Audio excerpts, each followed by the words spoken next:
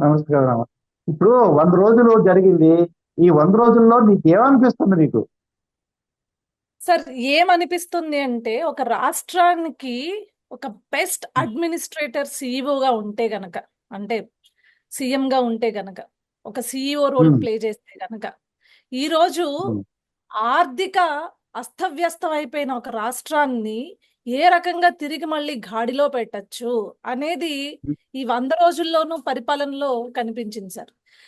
ప్రభుత్వం అంటే మన సొంత ఈగోలకి వెళ్ళిపోయి వారికి ఏదైతే మనకి ఆపోజిట్ గా ఉన్నారు అని భావించిన వాళ్ళ పైన కేవలం కక్షపూరిత రాజకీయాలు చేయడం అనేది ప్రభుత్వం కాదు. ప్రభుత్వం అంటే రాష్ట్ర ప్రజల కోసము, రాష్ట్ర శ్రేయస్సు కోసము, భవిష్యత్తు కోసము ఏ రకంగా ముందడుగు వేయాలి అనేది 100 రోజుల పరిపాలనలో నిజంగా బాబు షూరిటీ భవిష్యత్తుకి గ్యారంటీ అన్నారు కదా సార్. అప్పుడు ఆ, భవిష్యత్తుకి గ్యారంటీ ఇచ్చినట్లు కనిపించింది ఈ పరిపాలన. ఉమ్, మీకు చూడొచ్చు, జగన్మోహన్ రెడ్డి ఒకటే ఒకటి చెప్పాడు. నేను మీకు అయ్యయ్యో 2000 ఉంది పెన్షను, లేదు లేదు, ఉమ్, నేను ఏది 200 నుంచి 2000 చేసిన బాబు గారిని అప్పుడు దెబ్బ ఉమ్, పొడుస్తూ నేను మీకు 3000 చేస్తాను అని చెప్పాడు. కానీ ఉమ్. ఎన్నేళ్లకు 3000 చేశాడు? అతను రెండు మూడు వందల వేలు యాభై 5 సంవత్సరాలకి. 5 సంవత్సరాలు పట్టింది. కానీ ఇప్పుడు ఏదైతే నిత్యావసర సరుకుల ధరలు కావచ్చు, కానీ ప్రస్తుతం పెరిగిన ఖర్చుల దృష్ట్యా ఈరోజు మందులు కానీ, లేకపోతే ఇప్పుడు వస్తున్న ముసలి వాళ్ళకి కావచ్చు, లేకపోతే పేదవాళ్ళకి కావచ్చు, మెడిసినల్ ఏదైతే చాలా ఎక్కువ అయిపోతుంది, వాటి కాస్ట్ ఎక్కువ అయిపోతుంది. సో ఈ రోజు ఉమ్, వాళ్ళకి ఇవి సరిపోవు, ఈ డబ్బులు సరిపోవు అని చెప్పేసి వచ్చిన నెలలోనే, అంటే ఇంకా వచ్చిన వెంటనే మనం చెప్పుకున్నట్లయితే ఆయన ఇచ్చిన హామీ ఏదైతే 3000 నుంచి 4000 చేస్తానన్నారో చేసి చూపించి ఈరోజు మొత్తం పెన్షన్దారులకి అందరికీ కూడా ఈరోజు లబ్ధి చేకూర్చారు మనం ఇంకో రెండు చూసుకున్నట్లయితే. నెలలు వెనక నుంచి కూడా ఇచ్చేసారు. ఏంటి సార్? ఇంకో రెండు నెలలది వెనక నుంచి కూడా. అవును, 2 నెలలు కలిపి మరీ ఇచ్చారు. అంటే ఏదైతే ప్రజలు అవును. నష్టపోతారో, ఈ election during the period of లో ప్రజలు నష్టపోయే పరిస్థితి ఉంది కాబట్టి ఆ డబ్బును కూడా కలిపి ఇవ్వడం జరిగింది. ఇది ఎప్పుడైనా గతంలో చూసామా? ఎక్కడా చూడలేదు.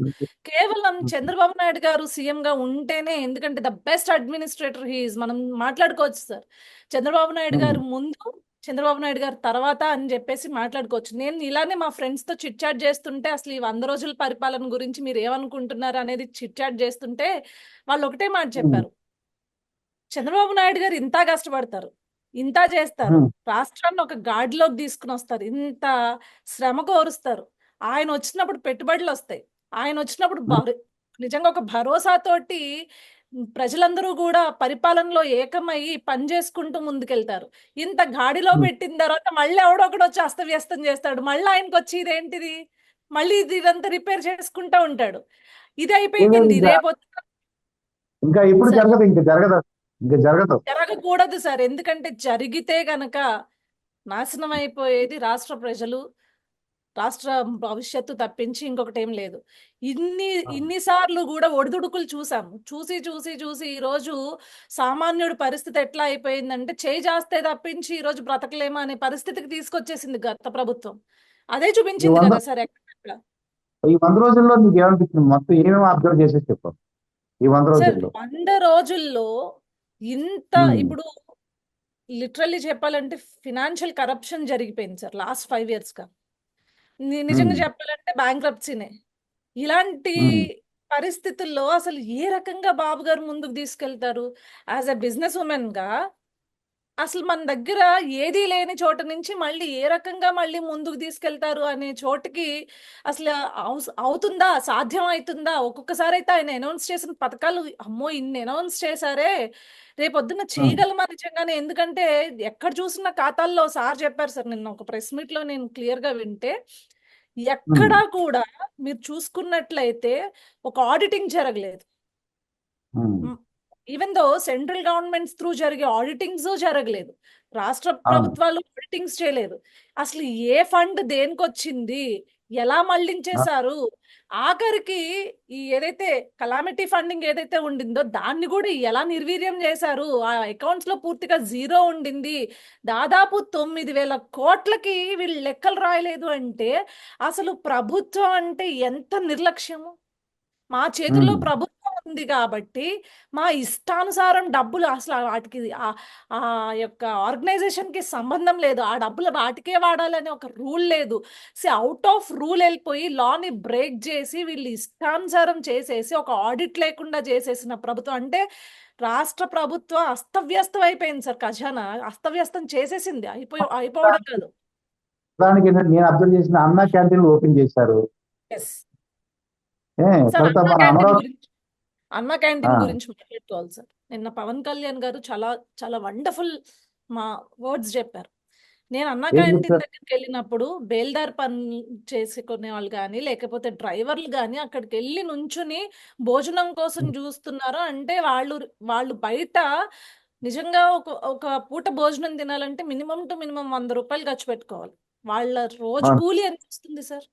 రోజు కూలి ఉమ్, ఒక 500 అనుకుంటే వాడు తిండికి పెట్టే ఖర్చే నీకు 100-200 అయిపోతుంది. ఆ రోజు పొద్దునకి సాయంత్రానికి 100-200 అయిపోతుంటే ఇంటికి ఏం తీసుకెళ్తారు? వాళ్ళు ఏం సేవింగ్స్ చేస్తారు? ఈ రోజు 5 రూపాయలు భోజనం పెట్టి వాళ్ళు కడుపు నింపి వాళ్ళని పని చేసుకోండి అని చెప్పేసి ఆర్థికంగా ఎదగండి అని చెప్పేసి ఒక మంచి కార్యక్రమాన్ని ముందుకు తీసుకొస్తే ఆనాడు ఉమ్, తెలుగుదేశం ప్రభుత్వం దాన్ని కూడా అసలు నిర్వీర్యం చేయడానికి ఈ జగన్మోహన్ రెడ్డికి ఎలా మనసు వచ్చిందో అర్థం కావట్లేదండి అని అన్నాడు ఆయన, పవన్ కళ్యాణ్ ఉమ్, గారు. అంటే అవును. జగన్మోహన్ రెడ్డికి పేదవాడి ఆకలి గురించి అవసరం లేదండి. పేదవాడు ఉమ్, పట్టడానికి తింటే జగన్మోహన్ రెడ్డి కడుపు నిండుతుంటే జగన్మోహన్ రెడ్డి చూసి తట్టుకోలేడు. ఎప్పుడు ఉమ్, జగన్మోహన్ రెడ్డికి ఏం కావాలి? 2 చేతులు చాచి అడుక్కోవాలి. ఉమ్, అది అతను ఎప్పుడు ఉమ్, డబ్బులేస్తాడా దానికోసం వేచి చూసేలాగా అడుక్కునేలాగా 2 చేతులు చాచి డబ్బులు ఎప్పుడేస్తాడు అనేది చూసేలాంటి ఒక వ్యవస్థను తీసుకొచ్చేసాడు. గతంలో దాన్ని ఉమ్, గొప్పగా చెప్పుకున్నారు. మేము సంక్షేమం సంక్షేమం అంటే అసలైన సంక్షేమం అది కాదండి. అన్నా క్యాంటీన్ ఉమ్, అనేది అసలైన సంక్షేమం. నువ్వు పని చేసుకో, ఎక్కడి నుంచి ఎక్కడికి వెళ్ళి పని చేసుకుంటావో చేసుకో. నీ ఊరు నుంచి ఏదైతే ఇప్పుడు టౌన్లకు వెళ్తావా, సిటీలకు వెళ్తావా, వెళ్ళి పని చేసుకో. అక్కడ నీకు అన్నం పెట్టే అన్నా క్యాంటీన్ ఉంది.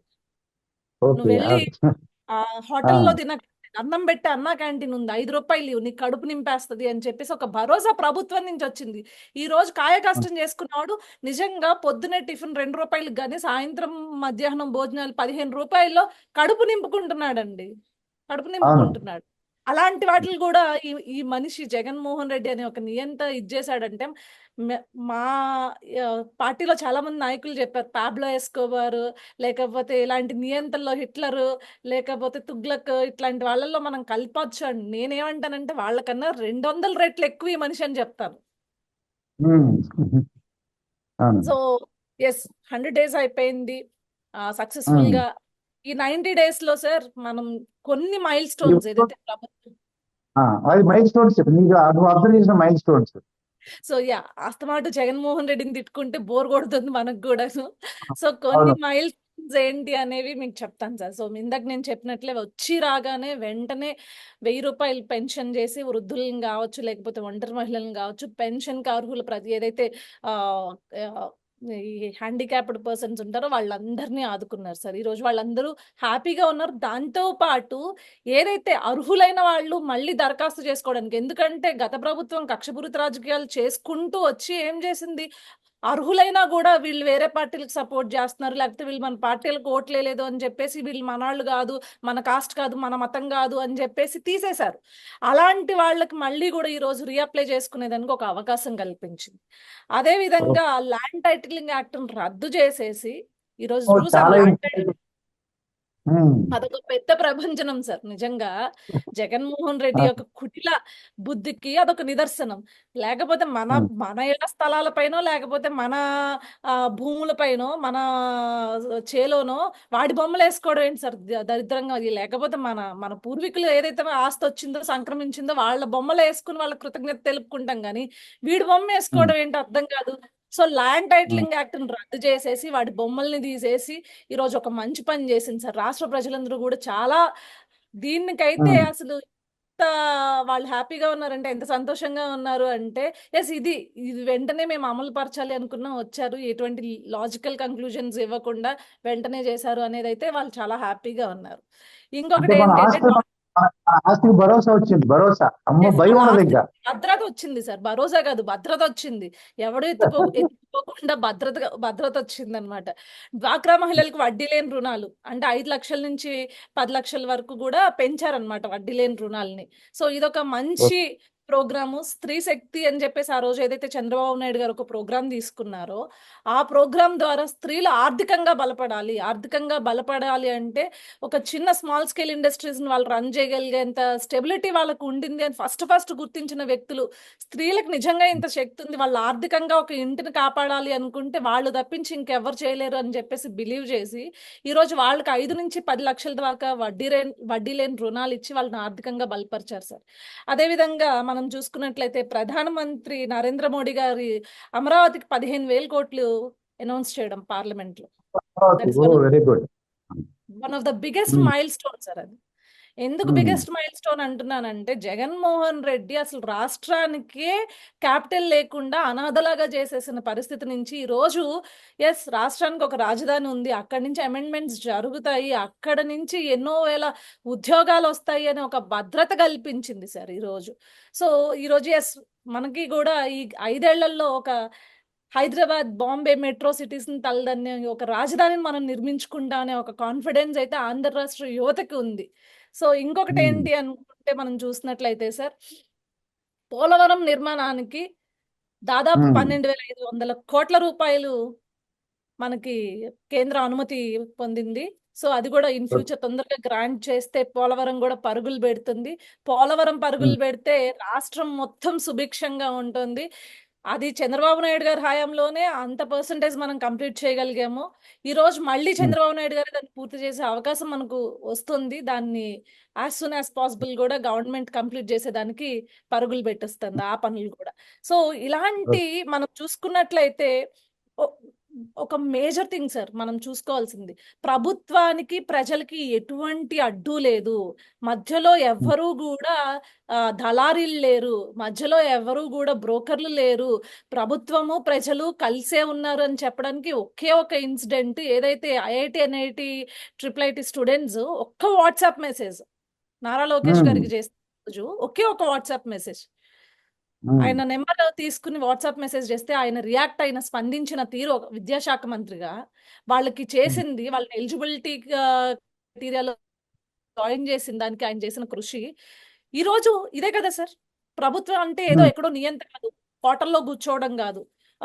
ప్రభుత్వాన్ని రన్ చేసే ఒక రాజు అంటే ఏదో కోటల్లో కూర్చోవడం కాదు, నియంత కాదు, పరదాలు కట్టుకోవడం కాదు, పరదాలు కట్టుకుని ఊరేగడం కాదు. ఇదే కదా ప్రభుత్వం అంటే. ఈ రోజు నిజంగా ప్రజలకి అడ్డుందా సార్? లేదు. ఈ రోజు ప్రభుత్వం అనేది ఎంత ప్రజలతో మమేకమై పనిచేస్తుంది అనేది ఒక్క ఇన్సిడెంట్ సార్. మా నాయకులు నాకు ఇక్కడ సర్ప్రైజింగ్ ఏంటంటే, మేము సపోర్ట్ చేసిన నాయకులు కూడా రేపొద్దున అట్లా బిహేవ్ చేస్తే వీళ్ళు మనల్ని క్వశ్చన్ చేస్తారు కదా ప్రజలు అనే ఒక భయం లేకుండా మేము నమ్మి నడిచిన నాయకులు ప్రజలతో ఉన్నారు అనేది నిజంగా మేము పెట్టుకున్న నమ్మకానికి ఒక ధైర్యం సార్. అది మేము కరెక్ట్, ఎస్ మేము కరెక్ట్ పార్టీస్ ని కరెక్ట్ లేకపోతే కరెక్ట్ లీడర్స్ ని వీళ్ళందరినీ మేము ముందు అంటే సపోర్ట్ చేసుకుంటూ ముందుకెళ్ళినందుకు మాకు కూడా ఈరోజు ఒక ఇంత గర్వం అన్నమాట. సో అదే విధంగా మనం చూసుకున్నట్లయితే డిప్యూటీ సీఎం పవన్ కళ్యాణ్ గారి ఆధ్వర్యంలో ఆగస్టు 23న స్వర్ణగ్రామ పంచాయతీల పేరిట దాదాపు 13,326 పంచాయతీలకు ఒకే రోజు గ్రామ సభలు నిర్వహించి దాదాపుగా 4,500 కోట్ల విలువైన ఉపాధి హామీ పనుల్ని ఆయన మంజూరు చేశారు సార్. సో ఇది కదా, ఇది నిజంగా వరల్డ్ రికార్డ్. ఇది నిజంగా వరల్డ్ రికార్డ్ లో అది ఈరోజు చోటు చేసుకుంటుంది. అంటే ఒక కమిటెడ్ లీడర్స్ ఉంటే, రాష్ట్రం కోసం ఒక కమిటెడ్ లీడర్స్ ఉండుంటే ఎంతటి మనం ఇలాంటి రికార్డ్స్ సాధించవచ్చు అనే దానికి ఇది ఒక నిదర్శనం కదా సార్. ఈరోజు ప్రజావేదిక ద్వారా, ప్రజా దర్బార్ ద్వారా ముఖ్యమంత్రి చంద్రబాబు నాయుడు గారు, లోకేష్ గారు దాదాపు 50,000కు పైగా అర్జీలు తీసుకుంటూ నిన్న లోకేష్ గారు ఏ శాఖలకు ఆ శాఖకి సంబంధించి మంత్రులందరినీ పిలిచి డిస్ట్రిబ్యూట్ చేసి ఇవి నాకు వచ్చిన అర్జీలు ప్రజావేదిక దగ్గర ప్రజా దర్బార్ని నిర్వహించినందుకు ఇవి నాకు వచ్చిన అర్జీలు, ఇవి మీరు యాజ్ సూన్ యాజ్ పాసిబుల్ వీటిని కంప్లీట్ చేయండి అని చెప్పేసి ఇవ్వడం. ఇది కదా సార్ పరదల్లేని ఆ పాలన అంటే? ఇది కదా అవును, సార్. అవును. సో సుపరిపాలన. సుపరిపాలన. ఉమ్, సో ఇవన్నీ మనం ఉమ్, మైల్ స్టోన్ సార్, మనం గర్వించాలి. అదేవిధంగా ఉత్తరాంధ్ర రాయలసీమలోని 7 వెనుకబడిన జిల్లాలకు కేంద్రం నుంచి ప్రత్యేక నిధులు కేటాయించారు. అదనంగా ఉమ్, ప్రకాశం జిల్లాను కూడా అందులో చేర్చారు సార్. సో అవును. అంటే ఒక కమిటెడ్ లీడర్స్ ప్రతి ప్రాంతాన్ని ఏ రకంగా అభివృద్ధి చెందించాలి, ఇదే నేను ఇందాక అన్నాను సార్. ఒక బెస్ట్ అడ్మినిస్ట్రేటర్ ముఖ్యమంత్రిగా ఉంటే రాష్ట్రం ఉమ్, అంటే ఇంత ఆర్థికంగా అస్తవ్యస్తం అయిపోయినా కూడా ఎక్కడా కూడా తొనకకుండా బెనకకుండా, పవన్ కళ్యాణ్ గారు అన్నారు అసలు చూస్తేనేమో ఖజానాలో డబ్బు లేదు, తీసుకుని వచ్చి ఉమ్, అప్పులు తీసుకుని వచ్చుకుని మరి పరిపాలన చేయాల్సి వచ్చిన పరిస్థితి ఉంది. ఆఖరికి పంచాయతీలో బ్లీచింగ్ పౌడర్ మనము ఇవ్వడానికి కూడా డబ్బులు లేవే. అసలు ఎలా ఇస్తారు వీళ్ళు పెన్షన్, ఎలా ఇవ్వగలుగుతారు అంటే ఇక్కడ క్యాపబిలిటీ ఆఫ్ చంద్రబాబు నాయుడు గారు. అంటే ఒక ముఖ్యమంత్రికి ఒక క్యాపబిలిటీ ఉంటే, రాష్ట్రం పైన అవగాహన ఉంటే, ఏ ప్రాంతంలో ఏం జరుగుద్ది, ఎలా తీసుకురావాలి, ఒక ఇన్వెస్ట్మెంట్స్ అనేది ఎలా తీసుకురావాలి అనేది ఒక అవగాహన ఉంటే జరిగేవే ఉమ్. ఇవన్నీ సార్. తర్వాతమ్మా సో నేను విన్నది ఏంటంటే ఈ ఆరోగ్యశ్రీ అంటే చాలా బకాయిలు ఇచ్చారంట. ఫుడ్ అవును, స్కూల్స్ కి సప్లై చేస్తారు కదా, వాళ్ళకి బకాయిలు ఇచ్చారంట. రోడ్ల గురించి డబ్బులు ఏమో శాంక్షన్ చేశారంట. అవును, అవును దీపం సార్. దీపావళి నుంచి గ్యాస్ సిలిండర్లు ఏదో చెప్తున్నారు. దీపావళి నుంచి దీపం పథకం అనేది అమల్లోకి వస్తుంది. ఏదైతే మేము ఆడపడుచులకు 3 గ్యాస్ సిలిండర్లు ఏదైతే హామీ ఇచ్చామో, ఆ అర్హులైన వాళ్ళందరికీ కూడా ఈ దీపావళి నుంచి దాన్ని మేము ఇవ్వడం జరుగుతుంది సార్. వీళ్ళు పాపం ఏదీ లేక ఇంకా ఏమీ జరక్క పాపం ఓన్లీ బురద జల్లి, లేకపోతే ఒక ఫేక్ న్యూస్ ని స్ప్రెడ్ చేసి దాన్ని ప్రభుత్వానికి అంటగట్టాలని చూస్తున్నారు. ఏమీ తెవలట్లేదు సార్ జగన్మోహన్ రెడ్డి పార్టీకి. ఇంకా ఏమనుకుంటున్నారంటే జనం ఈ 11 సీట్లు ఇవ్వడం కూడా వేస్ట్ అనుకుంటున్నారు. మన వరదలైతే చూసాం అసలు చంద్రబాబు నాయుడు గారు ఎలా పనిచేశారో. అదే కదా సార్. ఏ మీకు ఇందులో కామెడీ చెప్తా వినండి సార్. జగన్మోహన్ రెడ్డి వరదలు వచ్చినప్పుడు ఎక్కడున్నాడు? వరద వచ్చినప్పుడు బెంగళూరులో ప్యారిస్ ఉన్నాడు. అనుకుంటా. బెంగళూరు, బెంగళూరులో బెంగళూరు. ఉన్నాడు సార్. బెంగళూరు ప్యాలెస్ రిలయన్స్ లో ఆఫ్ తలదాచుకుని బెంగళూరు ప్యాలెస్ లో పాప మా సింగ్ ఉమ్, నగర్ లో పూర్తిగా వరదల్లో కూడా వెళ్ళారు. మీరు చుట్టూ చూస్తే వరదకి అసలైన వరదకి నిజంగానే బాధితులు ఎవరైతే ఉన్నారో వాళ్ళ దగ్గరికి వెళ్ళి ఎక్కడ భరోసా ఇవ్వాల. ఒక మోకాళ్ళ ఉమ్, లోతు నీళ్లు ఎక్కడ కనిపిస్తే అక్కడ దిగేసి కేవలం ఫోటో షూట్ చేసుకుని చుట్టూ అతని అనుచర వర్గాన్ని పెట్టుకుని ఆ సింగ్ నగర్ ఫ్లైఓవర్ కూడా దాటలేదు. అక్కడి నుంచి మళ్ళీ వెనక్కి వెళ్ళిపోయి మళ్ళీ బెంగళూరు. మళ్ళీ బురద అయిపోయింది కదా, వెంటనే డ్రెస్ చేంజ్ చేసుకోవాలి, బెంగళూరు వెళ్ళిపోయి నీట్ గా మళ్ళీ స్పాలు గీలు చేయించుకుని మళ్ళీ ఎక్కడ ఆ మురికి నీళ్ళల్లో దిగాం కదా అని చెప్పేసి వెంటనే వెనక్కి వెళ్ళిపోయాడు. ఒక్క సాయం అన్నా చేశాడా సార్? పోనీ నువ్వు సాయం చేయొద్దు, నువ్వు డైరెక్ట్ గా రావద్దు, నీకు ఒక ఆర్గనైజేషన్, నీది ఒక ఒక పార్టీ నువ్వు రన్ చేస్తున్నావు, నీ ఆర్గనైజేషన్ లో కొంతమంది నిన్ను నమ్ముకున్న వాళ్ళో లేకపోతే నీ కింద పని చేసిన వాళ్ళో నీ కార్యకర్తలు ఉంటారు. నువ్వు నిజంగా రాష్ట్రం కోసం బాధ్యతాయుతంగా ప్రజల కోసం పనిచేసేవాడు అయితే నువ్వేం పిలుపు ఇవ్వాలి? ఇది కష్టకాలం, కలామిటీస్ అంటే న్యాచురల్ కలామిటీస్ అనేవి ఎప్పుడూ అంటే ఎవరికి చెప్పి రావు. ఈరోజు ఆ, నీ తప్పిదం వల్లే. ఇంకా గట్టిగా మాట్లాడితే ఈ మ్యాన్ మేడ్ ఫ్లడ్ అన్నాడు కదా, yes it's Jagan made flood నేను అంటాను. ఎందుకు జగన్ మేడ్ ఉమ్, ఫ్లడ్? ఒక గోదావరి ప్రాంత అమ్మాయిగా నాకు తెలుసు కాలువలు ఎలా ఉంటాయి, వాటిల్లోంచి మనము ఏ రకంగా దాన్ని గుర్రపటెక్క కావచ్చు లేకపోతే దొబ్బు కావచ్చు ఇదంతా క్లియర్ చేయకపోతే వాటర్ ఎట్లా స్టాగ్నేట్ అయిపోద్ది, ఫ్లో లేకుండా స్టాగ్నేట్ అయిపోయినప్పుడు ఓవర్ఫ్లో అయిపోయి ఏ రకంగా ఊర్లు ఊర్లు మునిగిపోతాయి అనేది నాకు తెలుసు. సో నువ్వు గత 5 ఏళ్లుగా ఏ రోజున మెయింటెనెన్స్ చేసావా? ఉపాధి హామీ ఉమ్, పథకాలని గతంలో ఇలాంటి వాటన్నిటిలో అంటే సమ్మర్ వచ్చినప్పుడు వెంటనే ఈ దుబ్బు గుర్రపటెక్క ఇవన్నీ క్లీన్ చేసి అదే విధంగా ఎక్స్ట్రా ఇంకా లోతు తవ్వించి కాలవల్ని ఎన్లార్జ్ చేసి వాటర్ కి ఫ్రీ ఫ్లో ఇచ్చారు. నువ్వు ఏ రోజు చేసావు ఆ, ఇవన్నీ? గత 5 ఏళ్ళగా నీ మెయింటెనెన్స్ లేక ఈ రోజు ఊర్లూర్లు మునిగాయంటే నీ తప్పే. అది ఎవరి తప్పు కాదు, నువ్వు చేసిన తప్పే కారణం. ఈ రోజు ఉమ్, జగన్ మేడ్ ఫ్లడ్ కి కూడా బయటకు వచ్చి మ్యాన్ మేడ్ ఫ్లడ్ అని చెప్పేసి సిగ్గు లేకుండా ఈ రోజు మళ్ళీ ఏంటి అంటే కొంతమంది పెయిడ్ ఆర్టిస్టులను అక్కడ పెట్టి మంగో మేము ఇలా నష్టపోయాము అలా నష్టపోయాము అని చెప్పేసి అక్కడి నుంచి వీడియోలు చూపించాడు. నిజంగా గనుక విజయవాడ ప్రాంతవాసులకు సహనం ఉంది కాబట్టి అలాంటి వాళ్ళు ఎదురుగుండా కనిపిస్తే వెళ్ళి చెప్పులు తీసుకుని కొట్టేవాళ్ళు సార్. జగన్మోహన్ రెడ్డి వచ్చుంటే అందుకే మనం చూసాం కదా అక్కడ వెల్లంపల్లి శ్రీనివాసన్ కానీ లేకపోతే ఇంకా మొండితోక జగన్మోహన్ రావు కానీ వీళ్ళందరూ వచ్చి ఒక సింగిల్ సింగిల్ బ్రెడ్ ప్యాకెట్లు పంపిస్తుంటే అవసరం లేదు బాగుండి మీరు మీ సహాయం అక్కర్లేదని చెప్పేసి మొహం మీద చెప్పారు సార్. అంటే ఏ అవునవును. పరిస్థితి, ఒక పక్కన స్టీల్ ఒక ప్లాంట్. నాయకుడు అవును. వాళ్ళకి భరోసా అంటే కల్పించడానికి మీ మనకి ఆస్తులు స్టీల్ సార్ చెప్పండి చెప్పండి స్టీల్ సార్. ప్లాంట్ ఒకటి ఆగిపోయింది అంటే అంటే ప్రైవేటీకరణ అన్నారు కదా ఆగిపోయిందంట అది. అవును ప్రైవేటీకరణ సార్. రైల్వే జోన్ ఆ ఫైల్స్ అన్ని మూవ్ ఎన్ని చేయించింది నీ ప్రభుత్వంలోనే కదా. స్టీల్ ప్లాంట్ ప్రైవేటీకరణ ఫైల్స్ అన్ని చూపించింది నీ ప్రభుత్వంలోనే. దానికి సంబంధించిన వాళ్ళందరూ కలిసింది, ఇండస్ట్రియలిస్టులు అందరూ వచ్చి కలిసింది రాత్రికి రాత్రి నిన్నే. నువ్వే ఫోటోలు దిగి పోస్టులు చేసావు నీ అఫీషియల్ పార్టీ హ్యాండిల్స్ లో కావచ్చు, లేకపోతే ప్రభుత్వం దాంట్లో కావచ్చు. ఈ రోజు దాన్ని ఉమ్, కూడా ఆప్ చేయించారు కదా సార్. సార్ ఇందాక ఫ్లడ్ అవును. గురించి ఒక చిన్న పాయింట్ కంక్లూడ్ చేసేస్తాను సార్.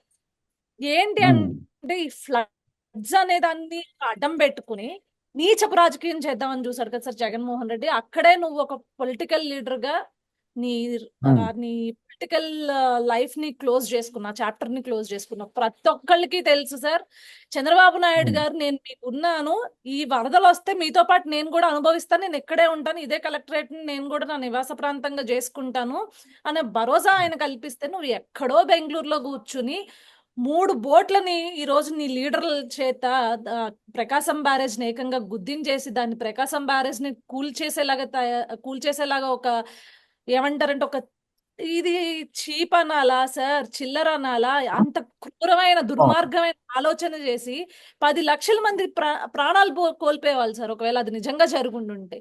ఇంతటి ఉమ్, దుర్మార్గమైన ఆలోచన చేసిన నిన్ను అసలు ఆంధ్ర రాష్ట్రం గాని ఆంధ్ర ప్రజలు గాని ఎలా భరించాలో అర్థం కావట్లేదు sir. He's unfit um, to politics, he's unfit to అసలు పొలిటికల్ లీడర్ గానే. అసలు ప్రతిపక్షం కూడా అన్ఫిట్ కాబట్టే ఆయనకి ఇవ్వలేదు అనుకోండి ప్రజలు. He's literally um, unfit to politics. ఆ 11 కూడా ఇప్పుడు జనాలు ఫీల్ అవుతున్నారు అనమాట ఎందుకు ఇచ్చామా అని. ఉమ్. అది కానీ నిజంగా అవి వైసీపీ వాళ్ళు 100 రోజులకి 100 ఆరోపణలు చేశారంట. 100 ఆరోపణలు ఏంటి సార్ 1000 చేశారు వాళ్ళు. చేశారు. 1000 ఆరోపణలు చేశారు. కాకపోతే ఈ 1000 ఆరోపణల్లో జగన్మోహన్ రెడ్డి ఎక్కడ ఫైట్ చేయలేదు. బయటకు వచ్చి నిజంగా జరిగి ఉంటే ఫైట్ చేసేవాడు.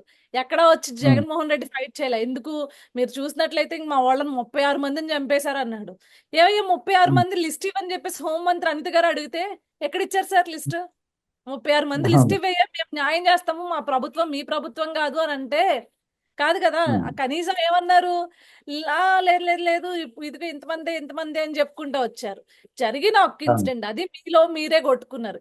కేవలం ఉమ్, జగన్మోహన్ రెడ్డి ఒకటే సార్, ఏదన్నా హత్య ఉమ్, జరిగితే వస్తాం, లేకపోతే ఉమ్. లేదు. అరెస్ట్ అయితే ఆ ఎవరైనా అరెస్ట్ అయితే ఎవరైనా అరెస్ట్లు అయితే వస్తా. అది కూడా ఏది మన దీంట్లోనే మన పార్టీలో వాడు అత్యంత దరిద్రంగా దొరికిపోయిన వాళ్ళు. బాలినేని ఎలా సారీ మాచర్ల పిన్నెల్లి రామకృష్ణారెడ్డి ఎట్లా దొరికిపోయాడు సార్? డైరెక్ట్ గా ఉమ్, ఈవీఎంలు వీడియోలు ఉన్నాయి, కనిపిస్తుంది క్రైమ్ ఆ, కి పాల్పడాడు అని చెప్పేసి. సో అలా ఉమ్, దొరికిపోయినా మనం సపోర్ట్ చేస్తాము. లేకపోతే ఉమ్, ఈ నందిగాం సురేష్ ఎట్లా దొరికిపోయాడు? ఆ రోజు డైరెక్ట్ గా చెప్పాడు కదా, ఎస్ నా వాళ్ళే వెళ్ళారు, నా వాళ్ళే నేనే పంపించాను, అటాక్ చేయమని పంపించాను అంటే నీకు అటెంప్ట్ మర్డర్ చేసినాడు దగ్గరికి నువ్వు వెళ్తావు. అంతేగాని రాష్ట్రంలో నువ్వన్నట్లు 1000 ఆరోపణలు చేశావు కదా, ఆ 1000 ఆరోపణల్లో ప్రజలు ఎక్కడైనా సఫర్ అయ్యి ఉంటే ప్రజల కోసం ఏ రోజన్నా బయటకు వచ్చావు? నువ్వు నీ బెంగళూరు ప్యాలెస్ నుంచి బయటకు వచ్చావా? రాలా. అవును. ఇలాంటి వాటి కోసం వచ్చావు అంతే. ఉమ్. సరే మరి ఫైనల్ గా మంచి ఇప్పుడు ప్రజలు ఎవరు ఏమనుకోవచ్చు? ఆ, అంటే ధీమాగా ఉండొచ్చా? ఇంకేం ఎక్స్పెక్ట్ చేస్తున్నారంటారు? ఇంకేం చేయడానికి అవకాశం ఉంది ఫ్యూచర్ లో? ప్రజలైతే సేఫ్ హ్యాండ్స్ లో ఉన్నాము, ఒక ఉమ్, దరిద్రాన్ని వదిలించుకున్నాము అనే ప్రశాంతమైన దీంట్లో ఉన్నారు సార్ వాళ్ళు.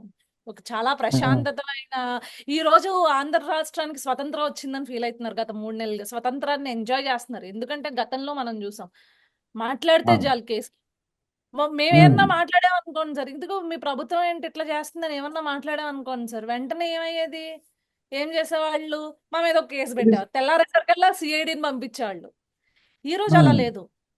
మీ వాళ్ళు సార్ ఒక్కటే సార్ మనం మాట్లాడుకోవాల్సింది. జగన్మోహన్ రెడ్డి కక్షపూరిత రాజకీయాలు చేస్తే, చంద్రబాబు ఉమ్, నాయుడు గారు నిజంగా తప్పులు చేసిన ఈ రోజుకి చెప్తున్నాను కదా, ఎంత వైఎస్ఆర్సీపీ సోషల్ మీడియా వాళ్ళు ఎంత దరిద్రంగా మాట్లాడుతున్నా, ఎంత ఎంత ఘోరంగా బిహేవ్ చేస్తున్నా, ఈ రోజు మనం ఇది మనకు టైం కాదు. ఎందుకంటే ఉమ్, వీళ్ళు ఇంత అస్తవ్యస్తం చేసుకుని వెళ్ళిపోయారు. మనకు ముఖ్యం ఏంటి? మన పిల్లల భవిష్యత్తు ముఖ్యము, వాళ్ళకు ఉద్యోగాలు ముఖ్యము. నేను నా స్టేట్ ని ఉమ్, ఇలా రిప్రజెంట్ చేయను, వాడు చేసినట్లు నేను చేయను. ఎస్ తప్పు ఉమ్, చేసిన వాడికి శిక్ష పడుతుంది, ఖచ్చితంగా పడదు అని చెప్పట్లేదు, శిక్ష పడుతుంది. బట్ ఇవన్నీ కూడా వాళ్ళు తప్పు చేసిన వాళ్ళని ఎలా అయితే శిక్షిస్తాను అనే దాన్ని ఒక ప్రణాళిక వేస్తే ప్రైమ్ గా ఫస్ట్ ఆఫ్ ఆల్ ఇక్కడ తీసుకుంటుంది ఏంటి అంటే ప్రైమరీగా అయినా నా స్టేక్ అంతే, నా పిల్లల భవిష్యత్తు, నా పిల్లలకు ఉద్యోగాలు. సో మనం గతంలో చూసింది ఒక నియంతని కక్షపూరిత రాజకీయాలను చేసేవాడిని అయితే వ్యవస్థలన్నింటినీ ఆ కక్షపూరిత రాజకీయాలు చేయడం కోసం వాడుకున్న వాడిని చూస్తే ఈ రోజు మీరు నన్నేమన్నా పర్లా, లేకపోతే నా కార్యకర్తలను అన్నా పర్లా, నా పార్టీని అన్నా పర్లా, రేపొద్దున మేము చేసిన పరిపాలన ఇంకో 100 ఏళ్ళు గుర్తుపెట్టుకోవాలి, ఇంకొక 1000 ఏళ్ళు మా గురించి మేము లేకపోయినా కూడా మాట్లాడుకోవాలి అనే కేవలం ఒకే ఒక నినాదంతో ముందుకెళ్తుంది ఎవరంటే చంద్రబాబు నాయుడు గారు. సో బిఫోర్ చంద్రబాబు నాయుడు గారు, ఆఫ్టర్ చంద్రబాబు నాయుడు గారు అనే చరిత్ర ఖచ్చితంగా మీరు చూస్తున్నారు కదా. ఒక 1000 ఏళ్ళు అయినా సరే చంద్రబాబు నాయుడు గారి గురించి మాట్లాడుతున్నారు సార్. నాకు ఏలూరు అమ్మాయి గారు, నాది కూడా ఏలూరే. మీకు ఒక చిన్న రిక్వెస్ట్ చేద్దాం. అంటే ఒక టీడీపీ వాళ్ళు ఎవరైనా తప్పు చేసినా లేదా మంచి మీకు ఆలోచన ఉన్నా వాళ్ళ దృష్టి తీసుకెళ్ళాలి మీరు తప్పకుండా. తప్పకుండా సార్, మేము అదే చెప్తున్నాం. మేం కాదు సార్, క్లియర్ గా మీకు చూడొచ్చు, చిన్న కంప్లైంట్లు వచ్చినా కూడా ఈ రోజు మొన్న చూసాం సచివేడ్ ఎమ్మెల్యే ఆదిమూలం గారి పరిస్థితిని చూసాం. చిన్న కంప్లైంట్ వచ్చినా అవును. వెంటనే on spot decisions, on spot yes ఇతని మీద వచ్చింది, అతను ఒకవేళ నిర్దోష అయితే ప్రూవ్ చేసుకుని రమ్మనండి, లేకపోతే లేదు అవసరం లేదనే కైండ్ ఆఫ్ డెసిషన్సే ఉన్నాయి. గ్రౌండ్ లో ఎవరైనా సరే అధికారం ఉంది కదా, ఇన్ని సీట్లు మనకు ఉన్నాయి కదా అని చెప్పేసి వాళ్ళలాగా మనం విర్రవీగుదామని చూస్తే గనక ముందు నేనే కంట్రోల్ చేస్తాననే స్టేట్మెంట్ కూడా చంద్రబాబు నాయుడు గారు ఇచ్చారు. అదేవిధంగా నారా లోకేష్ గారు కూడా ప్రతిదీ దగ్గరుండి మానిటర్ చేస్తున్నారు. కాబట్టి ప్రజలు చాలా రిలాక్స్డ్ గా ఉన్నారు, చాలా సేఫ్ గా ఉన్నారు సార్.